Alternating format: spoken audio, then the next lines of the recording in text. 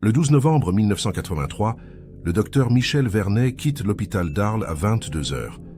Il est de garde cette nuit-là, mais annonce qu'il doit passer chez lui récupérer un dossier médical urgent. Sa Peugeot 504 blanche est garée sur le parking du personnel. Les infirmières le voient monter dans sa voiture, allumer les phares et disparaître dans la nuit provençale. Michel Vernet ne reviendra jamais à l'hôpital. Son véhicule sera retrouvé 3 jours plus tard, porte verrouillée, clé sur le contact garé devant sa propre maison. Aucune trace de lutte, aucun signe d'effraction. Juste une absence. Le docteur Vernet a 42 ans. C'est un homme apprécié, méthodique, sans histoire. Marié depuis 15 ans, père de 2 adolescents, il mène une vie rangée dans le quartier de Trinquetaille. Ses collègues le décrivent comme quelqu'un de discret, presque effacé, mais d'une fiabilité absolue. Jamais un retard, jamais une absence injustifiée.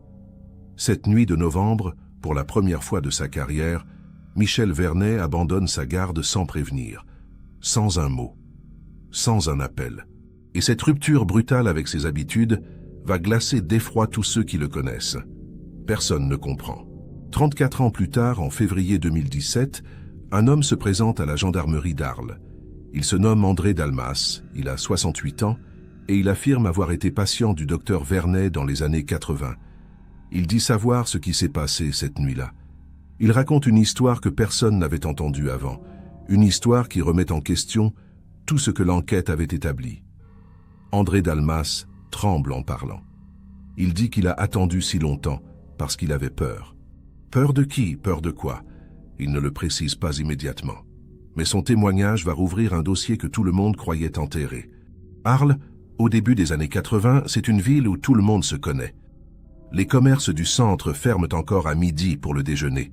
Les cafés des boulevards bruissent de conversations en provençal. Et les médecins de famille sont des figures respectées. Michel Vernet exerce à l'hôpital Joseph-Imbert depuis 1975. Il est cardiologue, spécialisé dans les urgences. Un métier exigeant, des hordes de nuit, des responsabilités lourdes. Mais Michel ne s'en plaint jamais. Il aime son travail, il aime soigner. C'est ce que disent tous ceux qui l'ont côtoyé. Un homme dévoué, presque trop. À la maison, Michel Vernet mène une existence discrète, avec son épouse Sylvie, enseignante au lycée Pasquet, et leurs 2 enfants, Julien et Émilie, âgés de 14 et 16 ans. La famille habite une petite maison mitoyenne rue de la Roquette, dans un quartier calme. Pas de luxe ostentatoire, pas de vie mondaine.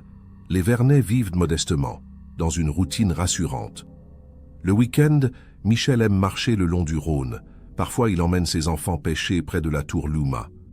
Sylvie dit qu'il était un homme d'habitude, prévisible, fiable, jusqu'à cette nuit de novembre. Le 12 novembre 1983, Michel Vernet prend son service à 18 heures. C'est une garde classique, rien de particulier au planning. Vers 21h30, il reçoit un appel sur le téléphone de l'hôpital. L'infirmière de garde, Monique Arnaud, entend Michel parler brièvement, d'un ton neutre, presque mécanique. Elle ne prête pas attention aux mots exacts. À 22 heures, Michel annonce qu'il doit rentrer chez lui chercher un dossier patient qu'il a oublié. Il dit qu'il reviendra dans une demi-heure. Monique trouve cela inhabituel mais ne s'inquiète pas. Michel est sérieux. Il reviendra. Sauf qu'il ne revient pas. À 23 heures, Monique essaie de le joindre chez lui. Pas de réponse. À minuit, elle appelle Sylvie Vernet, qui décroche, surprise. Sylvie dit que Michel n'est pas rentré. Elle pensait qu'il était toujours à l'hôpital. Un début de panique s'installe. Monique contacte le chef de service puis la direction de l'hôpital. À 1h du matin, Sylvie appelle la gendarmerie. Michel Vernet a disparu quelque part entre l'hôpital et sa maison. Un trajet de 5 minutes en voiture. 5 minutes qui vont devenir un gouffre. Le lendemain matin, les gendarmes commencent les recherches. Ils interrogent les voisins, les collègues, la famille. Personne n'a vu Michel après 22 heures. Sa voiture n'est pas sur le parking de l'hôpital, ni devant chez lui. Les enquêteurs vérifient les routes entre les 2 points, les fossés, les chemins de traverse. Rien. Le 15 novembre, 3 jours après la disparition, un automobiliste signale une Peugeot 504 blanche garée devant une maison rue de la Roquette. C'est la voiture de Michel. Elle est là devant chez lui comme s'il était rentré, mais Michel n'est pas à l'intérieur, et il n'est pas non plus dans la maison. Avant de continuer cette histoire troublante, je voulais m'adresser directement à vous. Si vous nous regardez en ce moment, Dites-nous dans les commentaires de quelle ville vous venez. Cela nous aide énormément à comprendre qui nous suit, et ça crée une communauté autour de ces récits d'affaires mystérieuses qui méritent d'être racontés. N'oubliez pas de vous abonner si vous voulez découvrir d'autres enquêtes non résolues comme celle-ci. Et si cette histoire vous intrigue déjà, laissez un like pour nous encourager à continuer à explorer ces zones d'ombre de notre histoire récente. Merci à vous. Et revenons maintenant à Michel Vernet et à cette nuit de novembre. La découverte de la Peugeot 504 devant la maison des Vernet plonge l'enquête dans une confusion totale. Les gendarmes inspectent le véhicule avec minutie. Les portières sont verrouillées. Les clés sont sur le contact. Position arrêt. Aucune trace de lutte à l'intérieur. Le siège conducteur est en position normale, comme si Michel était sorti calmement. Sur la banquette arrière, une sacoche en cuir contenant des documents médicaux, un stéthoscope et un carnet de rendez-vous. Rien ne manque. Rien ne semble déplacé. La voiture est là intacte, mais son propriétaire a disparu. Les enquêteurs fouillent la maison de fond en comble. Sylvie Vernet les autorise à tout inspecter. Les chambres, le garage, le grenier, la cave. Ils cherchent des indices, une lettre, un message, n'importe quoi qui expliquerait cette disparition. Ils ne trouvent rien d'anormal. Les vêtements de Michel sont dans l'armoire, ses affaires personnelles à leur place. Son portefeuille, contenant ses papiers et environ 300 francs, est posé sur la commode de la chambre. Michel n'a rien emporté.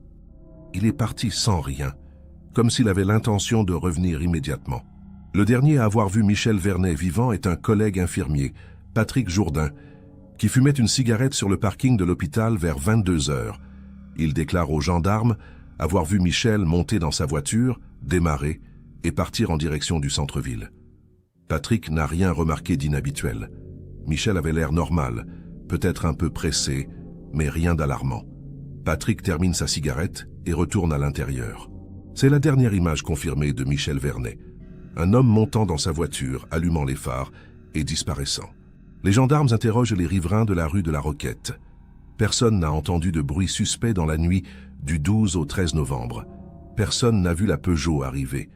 Une voisine, Madame Ferrier, qui habite juste en face, affirme qu'elle s'est couchée vers 23 heures et que la rue était vide à ce moment-là.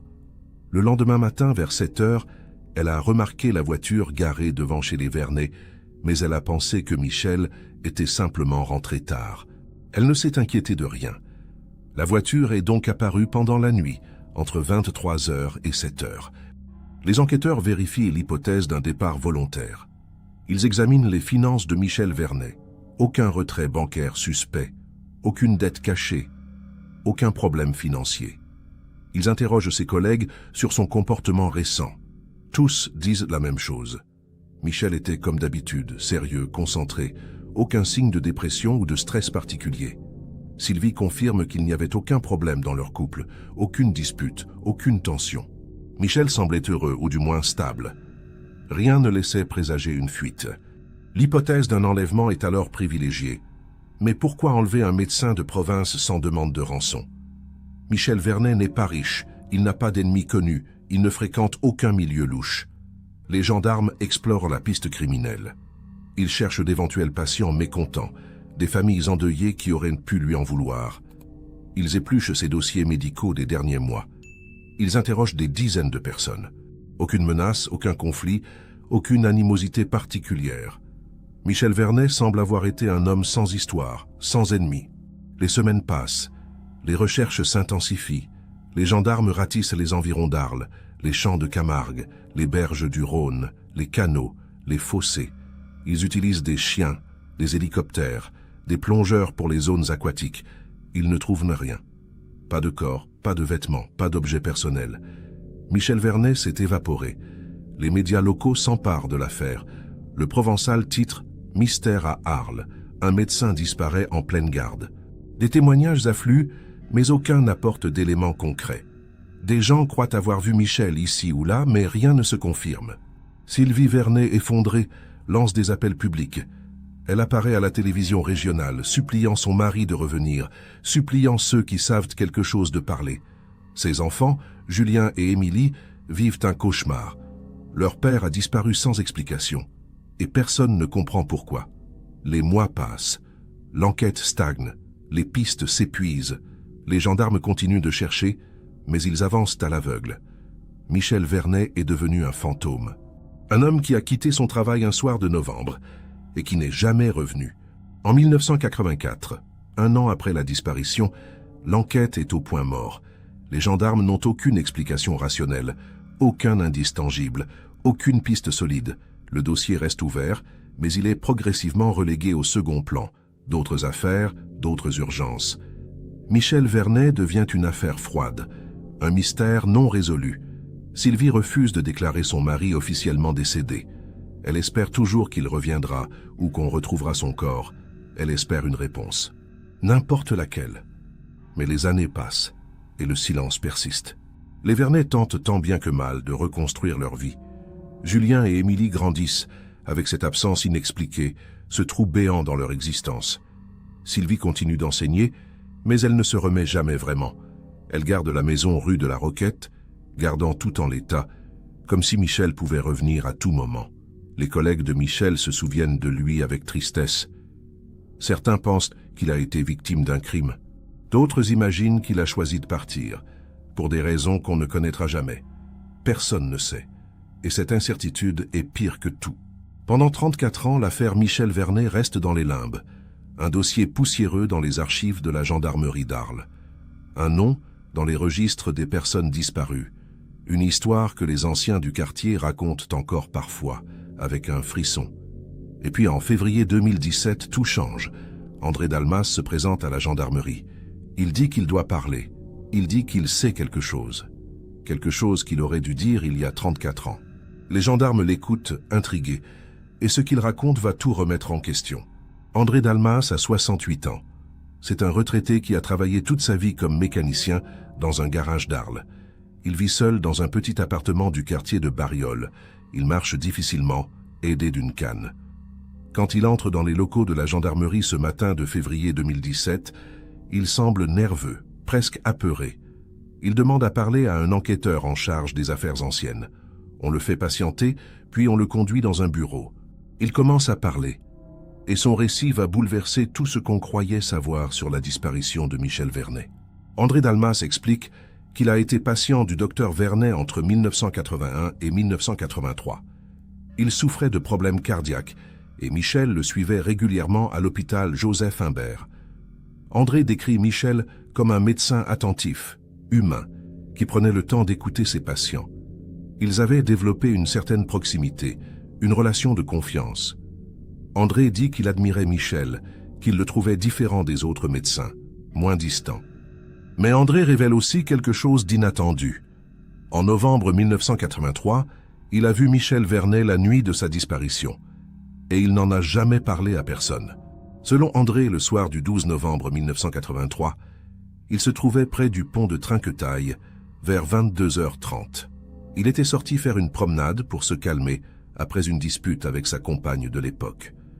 Il marchait le long du quai, fumant une cigarette, quand il a vu une Peugeot 504 blanche s'arrêter brutalement sur le bas-côté, une cinquantaine de mètres devant lui. Il a reconnu la voiture du docteur Vernet. Il connaissait bien ce véhicule. Michel venait parfois au garage où André travaillait pour de petites réparations. André s'est approché, intrigué. Il dit avoir vu Michel Vernet descendre de la voiture, l'air agité. Michel regardait autour de lui, comme s'il cherchait quelque chose ou quelqu'un. André était sur le point de l'interpeller quand une autre voiture, une berline sombre, s'est arrêtée juste derrière la Peugeot. 2 hommes en sont descendus. André ne peut pas décrire leur visage avec précision. Il faisait nuit, l'éclairage public était faible. Mais il se souvient qu'ils portaient des vestes sombres, des pantalons classiques. Ils ont parlé avec Michel. André était trop loin pour entendre la conversation, mais il a vu les gestes. Michel semblait tendu. André affirme que l'échange a duré à peine 2 minutes. Puis l'un des 2 hommes a pris Michel par le bras, fermement mais sans violence apparente, et l'a conduit vers la berline sombre. Michel n'a pas résisté. Il est monté à l'arrière du véhicule. L'autre homme est retourné à la Peugeot, l'a démarré et a suivi la berline. Les 2 voitures sont parties en direction du centre-ville. André est resté figé, ne sachant pas quoi faire. Il dit qu'il a pensé que c'était peut-être une urgence médicale, que Michel suivait quelqu'un qui avait besoin d'aide. Il n'a pas imaginé une seconde que quelque chose de grave se passait. Le lendemain, André a appris par les journaux que Michel Vernet avait disparu. Il a paniqué. Il s'est demandé s'il devait parler, raconter ce qu'il avait vu. Mais il avait peur. Peur de quoi exactement? André explique qu'il avait des ennuis à l'époque. Il fréquentait des milieux un peu troubles, il avait des dettes de jeu et il craignait que son témoignage ne l'expose. Il craignait aussi que personne ne le croie, qu'on le prenne pour un menteur ou qu'on l'accuse d'avoir quelque chose à voir avec la disparition. Alors, il s'est tu. Il a gardé le secret pendant 34 ans. Les gendarmes écoutent André avec attention. Son témoignage est troublant, mais difficile à vérifier après tant d'années. Ils lui demandent pourquoi il parle maintenant. André répond qu'il est vieux, qu'il a des problèmes de santé, qu'il ne veut pas mourir avec ce poids sur la conscience. Il dit qu'il pense souvent à Michel Vernet, à sa famille, à l'injustice de ne pas savoir. Il veut réparer son silence. Les enquêteurs prennent note de tout. Ils lui font décrire encore et encore la scène, les voitures, les hommes, les gestes. André ne varie pas dans ses déclarations. Il semble sincère. Mais est-ce suffisant? L'enquête est officiellement rouverte. Les gendarmes contactent Sylvie Vernet, qui vit toujours à Arles. Elle a 76 ans maintenant. Elle a vieilli avec ce mystère. Quand on lui annonce qu'un témoin s'est manifesté après toutes ces années, elle pleure. Elle veut savoir. Elle veut comprendre. Les gendarmes l'interrogent à nouveau sur Michel, sur les jours précédant sa disparition. Sylvie répète ce qu'elle a toujours dit. Michel était normal, rien de particulier. Mais les enquêteurs insistent. Y avait-il des appels étranges, des visites inhabituelles? Sylvie réfléchit. Elle se souvient d'un détail qu'elle avait oublié. Dans les semaines avant la disparition, Michel avait mentionné qu'un ancien collègue lui avait demandé un service. Il devait récupérer un dossier médical confidentiel pour quelqu'un. Sylvie n'avait pas prêté attention à cette conversation sur le moment. Elle pensait que c'était lié au travail de Michel. Mais maintenant, ce détail prend une autre dimension. Et si cet appel du 12 novembre, celui qu'a entendu l'infirmière Monique Arnaud, était lié à ce service? Et si Michel avait été attiré dans un piège? Les gendarmes notent cette information. Ils commencent à creuser. Ils recherchent dans les archives de l'hôpital Joseph Imbert les dossiers médicaux de 1983. Ils veulent savoir si Michel avait accès à des informations sensibles, des dossiers qui auraient pu intéresser des personnes mal intentionnées. Ils découvrent que Michel, en tant que cardiologue aux urgences, avait effectivement traité des patients de tous horizons, y compris des personnes liées à la pègre locale. Arles, dans les années 80, n'était pas épargné par le trafic de drogue et les règlements de compte. Est-ce que Michel avait été impliqué, volontairement ou non, dans quelque chose qui le dépassait? Les enquêteurs retrouvent d'anciens collègues de Michel. Certains sont décédés, d'autres ont pris leur retraite. Ils interrogent Monique Arnaud, l'infirmière de garde cette nuit-là. Elle a maintenant 75 ans, elle se souvient bien de cette soirée. Elle confirme l'appel téléphonique que Michel a reçu vers 21h30. Elle dit qu'elle n'a pas entendu la conversation, mais que Michel avait l'air sérieux, concentré. Pas paniqué, mais grave. Après cet appel, il a annoncé qu'il devait partir chercher un dossier. Monique avait trouvé cela inhabituel, mais elle n'avait pas posé de questions. Michel était son supérieur, elle lui faisait confiance. Les gendarmes tentent de retrouver la trace de cet appel téléphonique du 12 novembre 1983. Ils contactent les services de téléphonie. Mais 34 ans plus tard, les enregistrements et les registres de cette époque ont été détruits depuis longtemps. Impossible de savoir qui a appelé Michel cette nuit-là. C'est une impasse. Ils se concentrent alors sur l'hypothèse d'un règlement de compte ou d'une implication dans un trafic. Ils épluchent les archives criminelles d'Arles et de la région pour les années 1982 et 1983. Ils cherchent des liens possibles avec des patients de Michel. Ils identifient plusieurs individus liés au milieu criminel qui ont été traités à l'hôpital Joseph Imbert pendant cette période. Un nom revient. Franck Caselli, un trafiquant de drogue notoire dans le sud de la France. Caselli a été hospitalisé en urgence en septembre 1983 après une tentative d'assassinat. Michel Vernet faisait partie de l'équipe qui l'a soigné. Caselli a survécu, mais il a été arrêté peu après sa sortie et condamné à 15 ans de prison. Il est décédé en 1998 dans sa cellule, d'une crise cardiaque. Les enquêteurs se demandent si Michel a pu être mêlé à quelque chose concernant Caselli. Ils retrouvent d'anciens membres du réseau de Caselli. Certains sont encore en vie, d'autres sont en prison. Ils les interrogent. Tous nient avoir eu quoi que ce soit à voir avec Michel Vernet. Ils disent que Michel était juste le médecin qui a soigné Caselli, rien de plus. Aucun d'eux ne reconnaît avoir enlevé Michel ou avoir été impliqué dans sa disparition. Les enquêteurs ne trouvent aucune preuve concrète reliant Caselli ou son réseau à l'affaire. C'est une autre impasse. Ils explorent d'autres pistes, d'autres noms, d'autres patients. Rien ne mène nulle part. André Dalmas, le témoin, est à nouveau convoqué.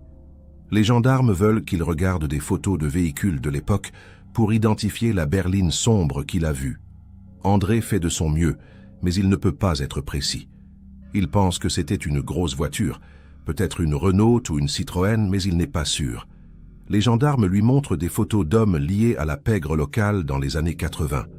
André regarde attentivement, mais il ne reconnaît personne. Il dit que les hommes qu'il a vus cette nuit-là étaient trop loin, qu'il ne peut pas identifier leur visage 34 ans après. Les enquêteurs vérifient les archives des voitures immatriculées à Arles et dans les environs en 1983. Ils cherchent des berlines sombres appartenant à des personnes suspectes. La liste est longue et sans autre élément, ils ne peuvent pas réduire les possibilités. Ils interrogent d'anciens gendarmes qui ont travaillé sur l'affaire à l'époque. Certains se souviennent vaguement de Michel Vernet, mais aucun n'a de nouvelles informations à apporter. L'enquête initiale avait été minutieuse, mais elle avait buté sur le même problème. Aucun indice matériel, aucun témoin fiable à l'époque. André Dalmas arrive trop tard. La presse locale apprend que l'affaire a été rouverte. Des journalistes contactent la gendarmerie. Le Provençal publie un article. « Affaire Vernet. Un témoin brise le silence après 34 ans. » L'article attire l'attention, mais il ne génère pas de nouveaux témoignages significatifs. Quelques personnes appellent, affirmant avoir vu Michel ici ou là à l'époque, mais rien de concret. Certains proposent des théories extravagantes, impliquant des complots ou des services secrets. Les enquêteurs écartent ces pistes farfelues. Ils restent concentrés sur les faits. Mais les faits sont maigres. Les gendarmes interrogent à nouveau les enfants de Michel, Julien et Émilie. Julien a maintenant 50 ans. Il vit à Marseille et travaille dans l'informatique. Émilie a 52 ans. Elle est médecin comme son père. Elle exerce à Lyon. Tous deux ont construit leur vie avec cette absence, ce manque. Ils disent qu'ils ont longtemps espéré que leur père reviendrait, puis ils ont accepté l'idée qu'il était mort, probablement tué. Le témoignage d'André Dalmas ravive leur douleur, mais aussi un espoir fragile. Peut-être qu'on va enfin savoir. Peut-être qu'on va retrouver son corps. Peut-être qu'on aura des réponses. Julien se souvient que dans les jours précédant la disparition, son père semblait préoccupé. Il passait plus de temps au téléphone que d'habitude. Il semblait un peu tendu. Mais Julien avait 14 ans à l'époque. Il ne prêtait pas vraiment attention aux soucis de ses parents. Émilie, elle, se souvient que Michel avait mentionné qu'il devait rendre un service à quelqu'un, mais elle ne sait pas de quoi il s'agissait exactement. Ses souvenirs sont flous, fragmentaires. Les enfants ne peuvent pas donner d'informations précises. Ils espèrent juste que l'enquête aboutira. Les enquêteurs explorent l'hypothèse que Michel ait pu être témoin de quelque chose de compromettant. Peut-être a-t-il vu ou entendu quelque chose à l'hôpital, quelque chose qui concernait un patient influent ou dangereux. Peut-être qu'on l'a fait taire. Ils recherchent dans les archives médicales des cas inhabituels traités par Michel dans les mois précédant sa disparition. Ils trouvent plusieurs dossiers de patients décédés, mais rien de suspect. Pas de mort inexpliquée, pas de circonstances douteuses. Encore une impasse. Michel Vernet reste un fantôme insaisissable. Les semaines passent. L'enquête piétine. Les gendarmes ont réinterrogé des dizaines de personnes, épluché des centaines de documents, mais ils n'ont aucune preuve tangible. Le témoignage d'André Dalmas est leur seul élément nouveau, et il est invérifiable. Aucun autre témoin ne s'est manifesté pour confirmer avoir vu la scène près du pont de Trinquetaille. Aucune trace matérielle n'a été retrouvée. Pas de corps, pas de vêtements, pas d'objets. Michel Vernet est toujours porté disparu. L'affaire reste ouverte, mais elle semble vouée à rester non résolue. Les enquêteurs ne baissent pas les bras, mais ils savent que sans nouvelles révélations, ils ne progresseront pas. Sylvie Vernet, épuisée par cette nouvelle vague d'espoir et de déception, déclare aux journalistes qu'elle veut juste savoir où est son mari. Elle veut pouvoir le pleurer dignement, l'enterrer, tourner la page. Elle ne croit plus qu'il soit vivant quelque part. Elle veut juste la vérité, mais la vérité semble inaccessible. Les gendarmes continuent leurs recherches, mais l'affaire retombe peu à peu dans le silence. Encore une fois, Michel Vernet devient une ombre, un mystère qui refuse de se résoudre. Et puis, en juin 2017, 4 mois après le témoignage d'André Dalmas, quelque chose d'inattendu se produit. Le 18 juin 2017, un randonneur se promène dans la forêt de Montmajour, à une dizaine de kilomètres au nord-est d'Arles. C'est un dimanche ensoleillé. Le randonneur, un certain Luc Thibault, aime explorer les chemins peu fréquentés. Il s'enfonce dans une zone boisée dense, loin des sentiers balisés. Il marche depuis 1 heure quand il remarque quelque chose qui brille au sol, à moitié enfoui sous des feuilles mortes. Il s'approche. C'est un objet métallique. Il dégage les feuilles avec son pied. C'est une plaque d'immatriculation de voiture, ancienne, rouillée, à moitié rongée par le temps. Luc Thibault ramasse la plaque. Il peut encore lire le numéro. 2547 TN13. Il ne sait pas pourquoi, mais il sent que c'est important. Il prend son téléphone, cherche le numéro de la gendarmerie locale et signale sa découverte. Les gendarmes lui demandent de rester sur place. Ils envoient une patrouille. En moins d'1 heure, des enquêteurs arrivent sur les lieux. Ils examinent la plaque. Ils lancent une vérification dans les bases de données. Le résultat tombe. Cette plaque appartenait à la Peugeot 504 blanche de Michel Vernet, celle qui avait été retrouvée devant sa maison en 1983. Les gendarmes fouillent immédiatement les environs. Ils quadrillent la zone, mètre par mètre. Ils utilisent des détecteurs de métaux, des chiens. Ils cherchent d'autres objets, des indices, peut-être même un corps. À 50 mètres de l'endroit où la plaque a été trouvée, ils découvrent des fragments métalliques rouillés, des morceaux de carrosserie, des bouts de pare-choc. Ils trouvent aussi des restes de pneus, complètement décomposés. Tout indique qu'une voiture a été abandonnée ici, puis démantelée ou brûlée. Mais où est le reste du véhicule? Et surtout, où est Michel Vernet? Les fouilles continuent pendant plusieurs jours. Les gendarmes étendent le périmètre de recherche. Ils amènent des engins de terrassement pour creuser le sol à certains endroits suspects. Ils trouvent d'autres débris de voitures, mais rien qui ressemble à des restes humains. Pas d'ossements, pas de vêtements, rien. Michel Vernet n'est pas là. La découverte de la plaque relance l'affaire, mais elle n'apporte pas la réponse espérée. Elle pose même de nouvelles questions. Comment la plaque de la Peugeot de Michel s'est-elle retrouvée dans cette forêt, à des kilomètres de l'endroit où la voiture avait été retrouvée en 1983? Les enquêteurs réexaminent le dossier de 1983. À l'époque, la Peugeot 504 avait été retrouvée devant la maison de Michel, apparemment intacte. Les gendarmes l'avaient inspectée, puis rendue à la famille Vernet. Sylvie l'avait gardée pendant quelques années, puis elle l'avait vendue au début des années 90 à un ferrailleur local. Les enquêteurs retrouvent la trace de cette vente. Le ferrailleur, un certain Georges Mallet, a fermé son commerce en 2005 et est décédé en 2010. Impossible de l'interroger. Mais son fils Patrick Mallet se souvient vaguement de cette Peugeot. Patrick Mallet, 55 ans, tient maintenant un garage à Fontvieille. Il raconte aux gendarmes que son père achetait souvent des épaves pour les démanteler et revendre les pièces. La Peugeot 504 de Vernet n'avait rien de spécial. Elle était en bon état quand ils l'ont achetée. Georges Mallet l'a gardée quelque temps, puis il l'a vendue à un acheteur dont Patrick ne se souvient pas du nom. Il dit que son père tenait des registres, mais que tout a été jeté après sa mort. Patrick ne peut pas donner plus d'informations. Encore une piste qui se referme. Les enquêteurs se demandent si la plaque trouvée dans la forêt provient bien de la voiture de Michel, ou si c'est une fausse piste. Ils font analyser les fragments métalliques retrouvés sur place. Les experts confirment que certains morceaux correspondent au modèle de Peugeot 504 de 1978, l'année du véhicule de Michel. La plaque est authentique. Cela signifie que, d'une manière ou d'une autre, la voiture de Michel, ou du moins des parties de cette voiture, ont fini dans cette forêt. Mais pourquoi et quand et par qui? Les réponses manquent. André Dalmas est à nouveau convoqué. Les gendarmes lui montrent la localisation de la forêt de Montmajour. Ils lui demandent si cet endroit lui dit quelque chose. André dit qu'il ne connaît pas particulièrement cette zone, qu'il n'y est jamais allé. Les enquêteurs lui demandent s'il est sûr de ce qu'il a vu en 1983. André répète qu'il a vu Michel monter dans une berline sombre et que quelqu'un d'autre a pris sa Peugeot. Il maintient sa version. Mais les enquêteurs se demandent maintenant si la Peugeot a vraiment été ramenée devant la maison de Michel cette nuit-là, ou si quelque chose d'autre s'est passé. Ils consultent les archives des gendarmes de 1983. Ils trouvent les photos prises de la Peugeot retrouvées devant la maison des Vernet. Ils examinent ces photos avec attention. Ils remarquent un détail qu'ils n'avaient pas relevé à l'époque. Sur l'une des photos, la plaque arrière semble légèrement tordue, comme si elle avait été enlevée puis remise en place. C'est un détail infime, mais troublant. Est-ce que quelqu'un a changé la plaque? Est-ce que la voiture retrouvée devant la maison était bien celle de Michel ou une autre Peugeot 504 maquillée? Les enquêteurs ne peuvent pas le prouver. Les analyses techniques de 2017 ne permettent pas de trancher.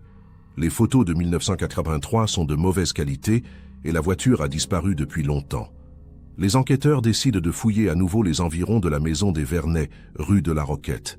Ils cherchent des indices qui auraient pu être manqués en 1983. Ils interrogent les anciens voisins, ceux qui sont encore en vie.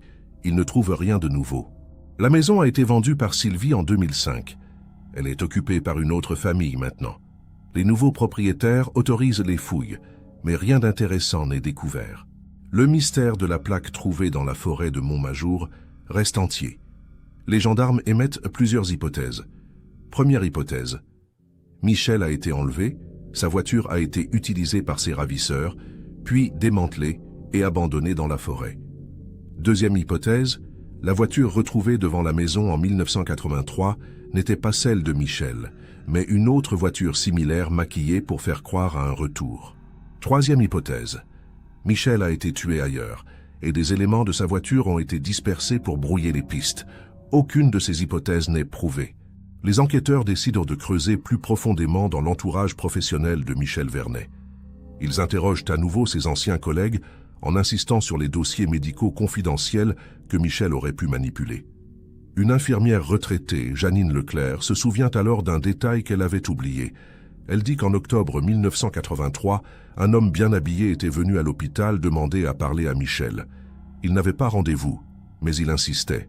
Michel avait accepté de le recevoir dans son bureau. Janine ne sait pas de quoi ils ont parlé, mais Michel semblait contrarié après cet entretien. Les gendarmes demandent à Janine de décrire cet homme. Elle dit qu'il avait la cinquantaine, cheveux grisonnants, costume sombre, allure respectable.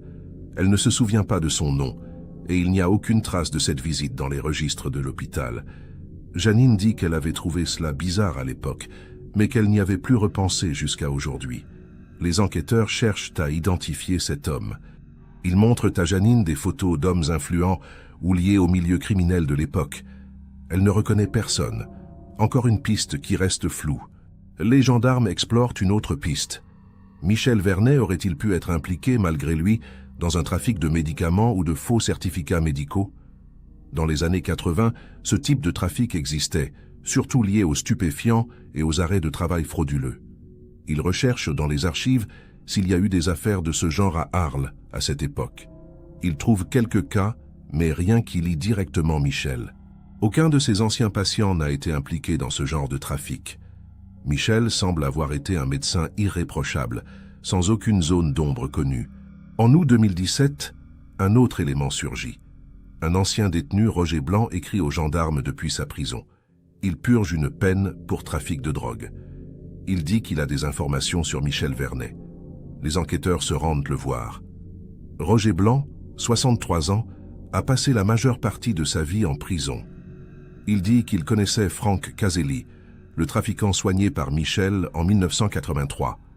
Roger affirme que Caselli avait parlé de Michel avant de mourir.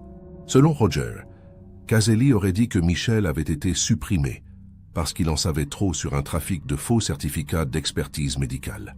Les gendarmes écoutent Roger avec scepticisme. Roger n'a aucune preuve de ce qu'il avance.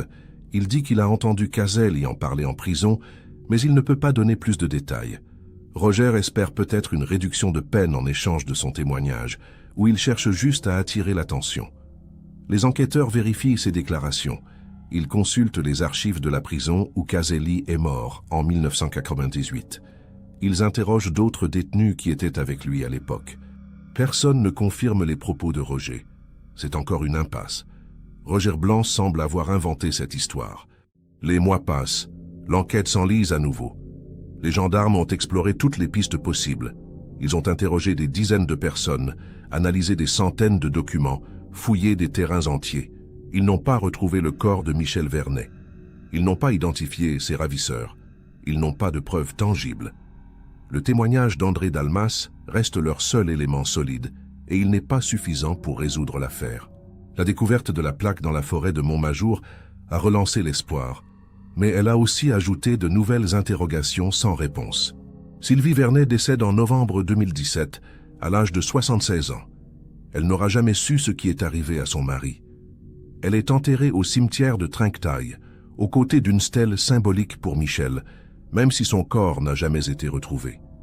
Julien et Émilie continuent d'espérer qu'un jour, une nouvelle information émergera. Ils ont créé un site internet dédié à la mémoire de leur père, invitant toute personne ayant des informations à se manifester. Ils reçoivent parfois des messages, mais rien de concret. Le mystère persiste. Les enquêteurs maintiennent le dossier ouvert. Ils savent que dans certaines affaires, la vérité peut surgir des décennies plus tard, parfois par hasard, parfois grâce à un témoin qui se décide enfin à parler. Ils espèrent qu'un jour, quelqu'un dira quelque chose qui permettra de comprendre. Ils espèrent retrouver le corps de Michel pour que sa famille puisse faire son deuil. Mais pour l'instant, Michel Vernet reste une ombre, un fantôme qui a disparu une nuit de novembre 1983 et qui n'a jamais refait surface. Son histoire hante encore Arles. En 2020, un journaliste d'investigation, Thomas Renard, s'intéresse à l'affaire. Il réalise un documentaire pour une chaîne de télévision régionale. Il interroge André Dalmas, les enfants de Michel, les enquêteurs, les anciens collègues. Il explore les archives, les lieux, les pistes. Son documentaire, diffusé en mars 2021, relance brièvement l'intérêt médiatique. Quelques nouveaux témoignages arrivent, mais rien de décisif. Thomas Renard conclut son documentaire en disant que l'affaire Michel Vernet est probablement l'une des disparitions les plus mystérieuses du sud de la France. Il espère que son travail aidera à faire avancer l'enquête. Aujourd'hui, en 2025, l'affaire Michel Vernet reste non résolue. Les gendarmes n'ont jamais abandonné, mais ils admettent qu'ils ont épuisé la plupart des pistes. Ils attendent un nouveau témoignage, une nouvelle découverte, un coup de chance. André Dalmas, maintenant âgé de 76 ans, regrette encore son silence de 1983. Il dit qu'il aurait dû parler immédiatement. Peut-être que cela aurait changé quelque chose. Peut-être que Michel aurait été retrouvé. Peut-être que les coupables auraient été arrêtés. Mais le passé ne peut pas être changé.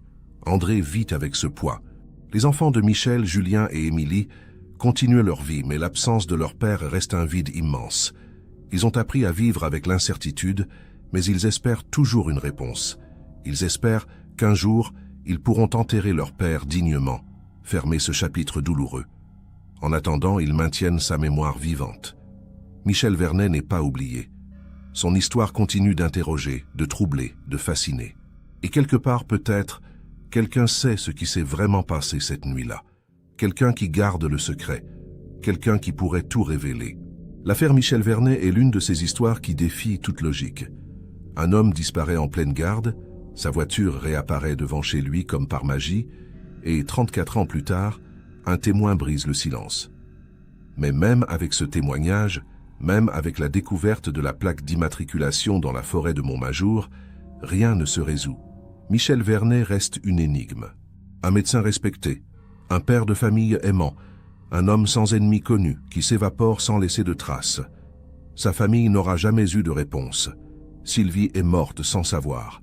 Julien et Émilie vivent avec cette absence. Ce qui trouble le plus dans cette affaire, c'est le silence. Pourquoi André Dalmas a-t-il attendu 34 ans pour parler? Qu'est-ce qui l'a retenu si longtemps? Et surtout, qui étaient ces hommes qui ont emmené Michel cette nuit-là? Pourquoi ont-ils fait ça? Était-ce lié à son travail, à un patient, à un secret qu'il aurait découvert? Les enquêteurs ont exploré toutes les pistes possibles, mais aucune n'a mené à une conclusion. Michel Vernet est devenu un fantôme, un nom dans les archives, une histoire que l'on raconte encore dans les rues d'Arles. Une histoire sans fin.